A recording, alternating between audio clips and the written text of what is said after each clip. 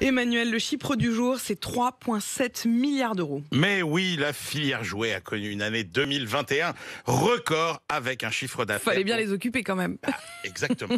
Exactement. Et vous allez voir que vous avez raconté toute l'histoire de l'année pardon. en disant ça. Mais oui, c'est du ressenti, 3,7 c'est du milliards vécu. d'euros, c'est une hausse de plus de 5% en volume et de presque 3% en valeur. Ça veut dire qu'on a vendu beaucoup plus de jouets, mais quand même à des prix moyens un peu plus faibles et avec un peu moins de marge. C'est le cabinet NPD qui nous le dit. D'habitude, le marché du jouet, il progresse de 2% environ par an.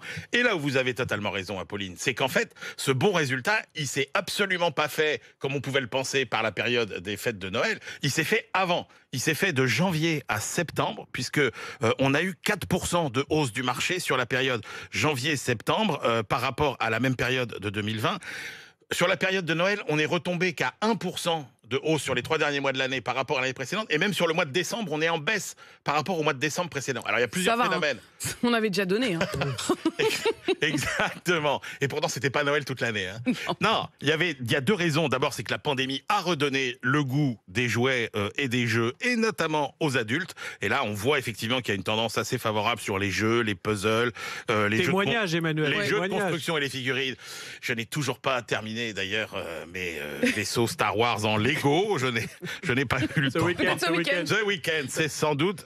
Et puis surtout, la profession avait tellement alerté, vous savez, à la fin de l'année, sur on va manquer de jouets, les pénuries, les livraisons n'arriveront pas, etc. Les Français, ils ont plutôt anticipé ces achats et ils ont acheté plutôt plus que d'habitude. Comment se présente 2022 ? Alors, 2022, il y aura peut-être moins de jouets vendus, mais à des prix plus élevés et des jouets plus innovant parce que il va effectivement falloir augmenter les prix compte tenu de tous les coûts qu'il va falloir répercuter sur les matières premières, transport pour cette année.